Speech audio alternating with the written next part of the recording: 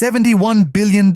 Let that number sink in for a moment. That is the staggering sum of money Ukraine has just committed to its own defense for the coming year. This isn't just another budget announcement. This is a declaration of a nation fully transitioning to a war economy, a society marshalling every last resource for a fight that has entered its fourth brutal year. This record-breaking budget, which now consumes over half of all government spending, tells a story of immense resilience and equally immense dependency. Today we are going to dissect this unprecedented financial mobilization. We will uncover where this colossal amount of money is actually coming from, where it's destined to go, and what it reveals about the true state of this prolonged conflict. More importantly, we will explore the dangerous double-edged sword of Western support and the groundbreaking, controversial mechanism that is now actively funding Ukraine's war effort directly from the Kremlin's own frozen coffers. By the end of this, you will understand not just the numbers, but the strategic gamble that is being played out, a gamble that will determine Ukraine's ability to survive the next critical phase of this war. To grasp the sheer scale of this $71 billion defense budget, you need to see it in context. For a country whose economy has been shattered by invasion, whose industrial heartland is occupied or destroyed, and whose population has been displaced, this figure is astronomically high. It represents a level of military spending that dwarfs the entire pre-war economy. This is the financial equivalent of a nation putting everything on the line. But here is the critical and often overlooked question. Where does a nation in such a dire situation find $71 billion? The answer lies in a three-legged stool, and one of those legs is looking increasingly fragile. The first leg is internal revenue. Ukraine is still collecting taxes, but its capacity is severely limited. The second leg is direct financial aid from its Western partners, primarily the United States and the European Union. This has been the lifeblood keeping the Ukrainian state afloat, but it is subject to fierce political debates and donor fatigue. The third leg, and this is the new revolutionary element, is the direct harnessing of Russian state assets. For the first time, we are seeing a concrete flow of cash from the profits of frozen Russian reserves directly into Ukraine's war budget. This isn't theoretical anymore. This is happening right now. This leads us to the first major pillar of this story, the West's financial weaponization of Russia's own money. Recently, the G7 and the European Union finally crossed a Rubicon. After months of legal wrangling and political hesitation, they activated a framework to use the profits generated by the roughly $300 billion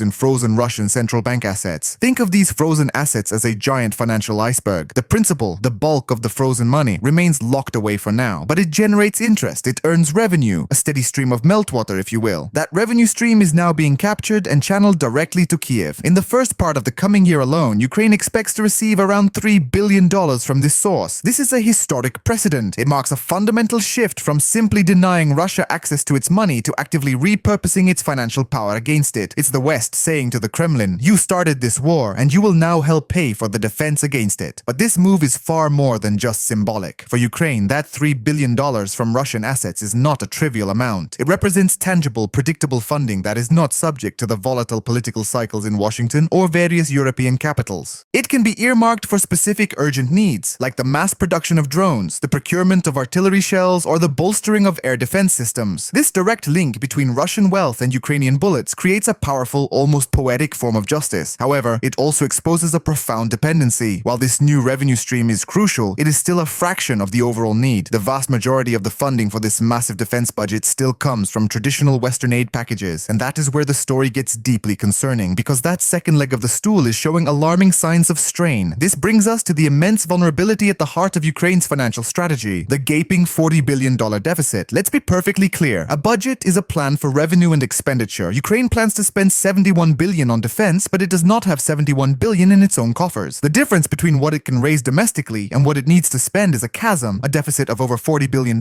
This hole can only be plugged by money from abroad. This means that despite the record-breaking budget figure, Ukraine's entire military strategy, its ability to pay its soldiers, to arm its brigades, to defend its skies, is ultimately held together by the promise of foreign financial support. This creates a sword of Damocles hanging over the entire war effort. The recent political gridlock in the United States over aid packages provided a terrifying preview of what happens when that support is delayed. The front lines feel the pinch almost immediately in artillery shell shortages and defensive vulnerabilities. So, the $71 billion budget is simultaneously a sign of strength and a testament to profound vulnerability. It shows a nation determined to fight on, but one whose survival is inextricably linked to the political will of others. This dynamic places Ukraine in an incredibly difficult position. It must constantly prove its worth, demonstrate its progress, and manage its relationships with its donors, all while fighting a brutal war of attrition. The budget is a signal to the West that Kyiv is serious, that it is willing to put its own skin in the game by directing all its domestic resources toward the war. But it is also a desperate plea for the West to to hold the line, to not waver, because without that external funding, the entire financial structure collapses. And this precarious balance forces us to ask a very uncomfortable question. Is the West truly prepared for the long haul? Are the political institutions in the US and Europe built to sustain this level of financial commitment for years on end, especially when the immediate crisis has faded from the headlines and other global issues demand attention? The answer to that question is what will ultimately decide the outcome of this war far more than any single battle. But the story doesn't end with the money coming in. The other critical side of the equation is where this colossal sum is actually going, and that reveals a strategic shift that could define the future of the conflict. So where does $71 billion actually go in a war like this? It's a number so vast it can feel abstract, but its allocation tells the precise story of Ukraine's military priorities and its adaptation to a long, grinding conflict. This isn't just about buying more of the same, it's about building a new kind of army for a new kind of war. The first and most immediate drain on the treasury is the sheer cost of maintaining a massive fighting force along a 600-mile front line. Think about the basics: salaries for hundreds of thousands of soldiers, food, clothing, and housing for this army. Then, the medical costs. Not just emergency battlefield triage, but long-term rehabilitation for the tens of thousands of soldiers who have suffered life-altering injuries. The budget explicitly sets aside billions for veteran services, a critical political and moral commitment for a society that will be caring for its war-wounded for generations to come. This is the human cost of the war, quantified in dollars and cents. But the real financial black hole, the thing that consumes ammunition and cash in equal, staggering measure, is the artillery war. For years, the conflict in Ukraine has been described as the largest artillery duel since the Second World War. Thousands of shells are fired every single day. Each one of those shells costs money. A single 150-meter artillery shell can cost several $1,000s. Now multiply that by thousands per day, and then multiply that by 365 days. The numbers become astronomical. Procuring these shells, whether from overseas allies or by ramping up domestic production, is a monumental financial undertaking. It's a war of industrial output, and Ukraine's budget is the fuel for that industrial engine. This is why the delays in Western aid are so catastrophic. A pause in funding doesn't just mean a pause in planning, it means a tangible reduction in the number of shells being fired downrange, which directly translates to lost ground and lost lives. This brings us to the second and perhaps most transformative part of the budget's allocation: the massive investment in Ukraine's own defense industry. President Zelensky has repeatedly stated that the key to long-term security is self-reliance. You can see this strategy etched into the financial documents. A significant portion of the $71 billion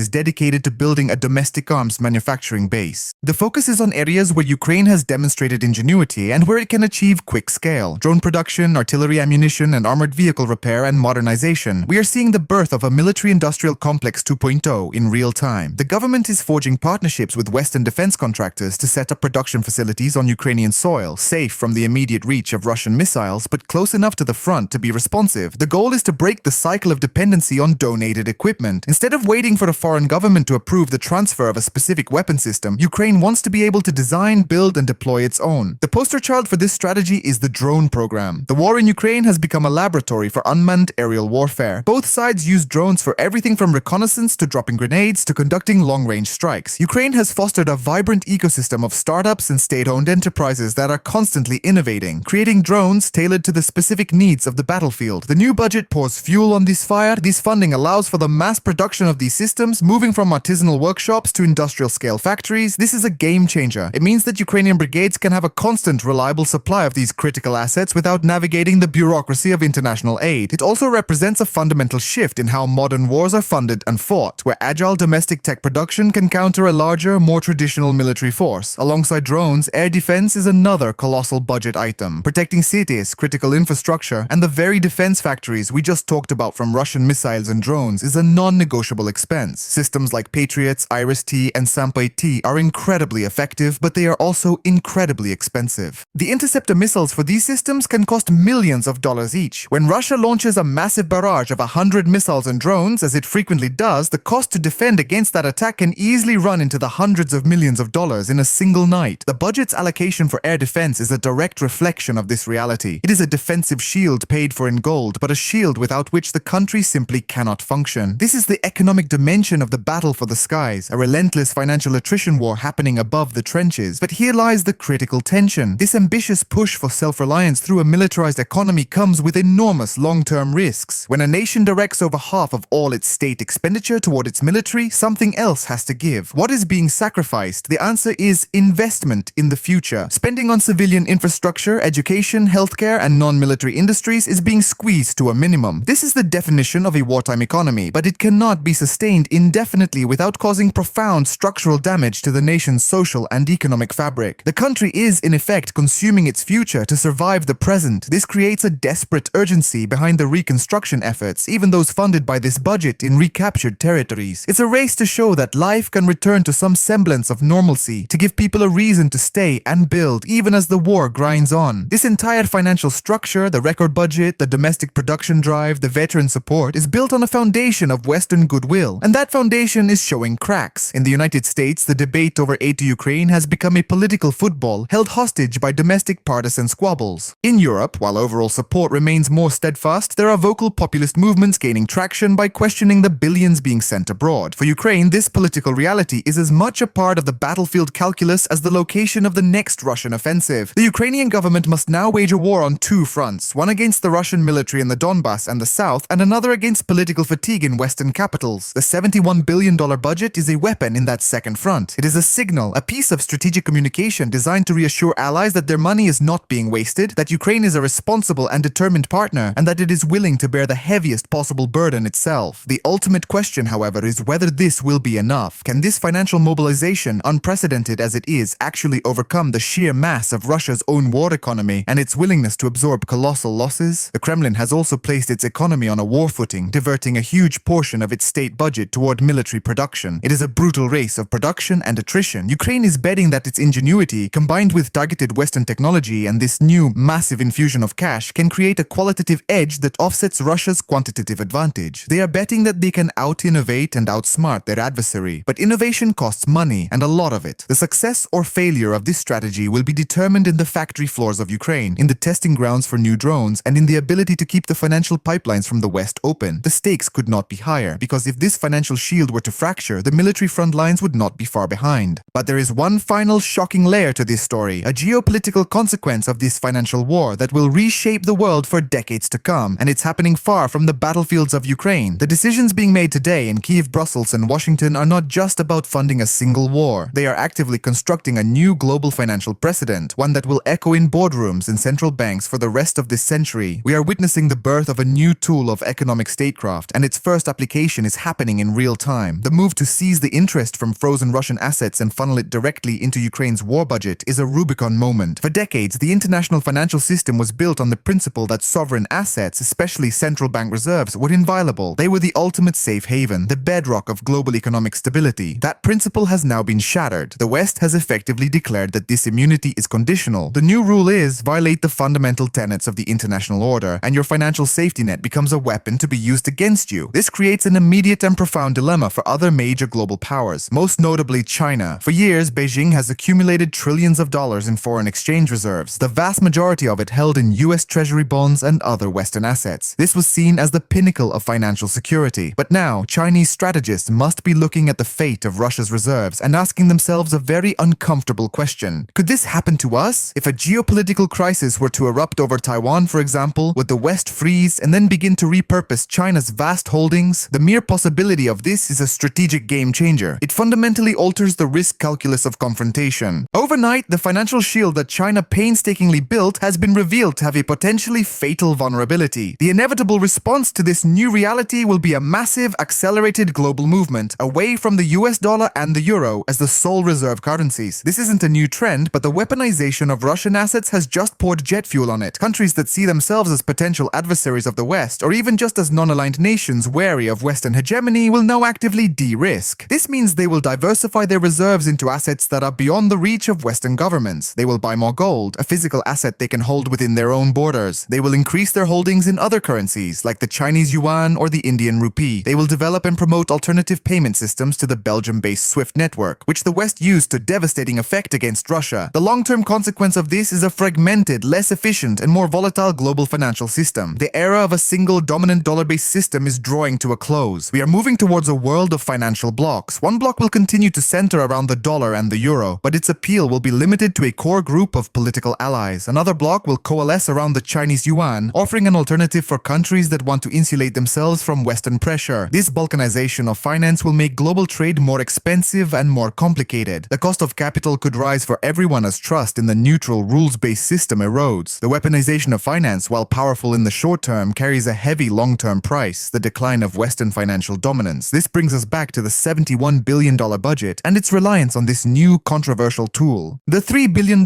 from Russian asset profits is more than just a line item. It is the pilot project for this new era. Its success or failure will be studied intensely in Beijing, Riyadh, and New Delhi. If the West can execute this transfer smoothly, withstand Russia's legal challenges, and manage the economic fallout, it will prove that this financial weapon is viable. This will embolden its use in future conflicts, but it will also accelerate the flight from the dollar. If, however, the process becomes bogged down in legal battles or triggers a severe, unexpected financial backlash, it may be seen as a one-off measure, too dangerous to replicate. The entire global financial community is watching this experiment play out. For Ukraine, this grand geopolitical shift is both a blessing and a curse. The immediate benefit is clear: they are the recipient of this groundbreaking financial flow. But the long-term curse is that their survival is now tied to a process that is destabilizing the very global system that has underpinned their security. They need a strong, unified West to continue providing support, but the West's actions are actively encouraging the creation of a multipolar world where its power is diminished. This is the ultimate paradox of the situation. The tools being used to save Ukraine today are the same tools that are weakening the Western-centric order that Ukraine aspires to join. Furthermore, this new financial reality places an even heavier burden on Ukraine to demonstrate impeccable governance. Every dollar that comes from frozen Russian assets is under a microscope. Any hint of corruption or mismanagement would not just be a domestic scandal. It would be a geopolitical event that undermines the entire legal and moral argument for the asset transfer. It would provide ammunition to critics in the West who argue against further aid and to adversaries like Russia who decry the move as theft. The Ukrainian government is therefore not just managing a budget, it is performing on the world stage, its every financial decision scrutinized for its impact on the future of international law. This leads to the final and perhaps most profound implication. The West's decision to repurpose Russian assets is a tacit admission that a traditional military victory for Ukraine, in the sense of a full expulsion of Russian forces from its territory, may not be imminent. This financial strategy is a tool for a long war. It is an investment in endurance. By funding Ukraine's domestic arms industry and providing a steady, predictable source of revenue from Russian assets, the West is building a structure designed to outlast Putin's willingness to suffer. The goal is to create a situation where Russia is no longer just fighting the Ukrainian army, but is fighting against the combined financial and industrial might of the West, a force that is now being partially funded by Russia's own seized wealth. It is a strategy of economic attrition meant to complement the military attrition on the ground. So, when you look at that $71 billion figure, you are not just looking at a budget, you are looking at the blueprint for a new kind of conflict. A conflict where the battlefield is as much in the bond markets and central bank vaults as it is in the trenches of Donetsk. A conflict where a nation's resilience is measured by its ability to militarize its economy and its diplomacy simultaneously. And a conflict whose outcome will determine not only the borders of Ukraine, but the very rules that will govern power and finance for the rest of our lives. The final piece of this puzzle, however, is the most uncertain of all. It's a question that haunts every Western capital and every Ukrainian family. What is the endgame? How does this actually end? The answer is more complex and more unsettling than most people are willing to admit. The brutal, unspoken truth that hangs over this entire conflict, overshadowed by the headlines of new weapons and shifting front lines, is the question of an endgame. We've analyzed the record-breaking budget, the weaponization of frozen assets, and the global financial shockwaves. But all of this leads to one final critical inquiry. What is the actual destination? How does this war, now a permanent feature of the geopolitical landscape, actually conclude? The uncomfortable reality is that there is no clear, universally agreed upon answer to this question, and this strategic ambiguity is both a weapon and a vulnerability for the West. The official public position is one of unwavering support for Ukraine until it liberates all its territory. But privately, in the corridors of power from Washington to Berlin, a much more sober and complex calculation is taking place. The $71 billion budget is not a ticket to a swift, decisive victory parade in a reclaimed Crimea. It is the fuel for a long, brutal war of attrition, a conflict where the primary objective may have subtly shifted from total victory to creating an unbearable cost for Russia. Let's be frank, the idea of Ukraine launching a successful multi-pronged offensive to recapture every inch of its land, including the heavily fortified and now integrated Crimean Peninsula, is a monumental military challenge.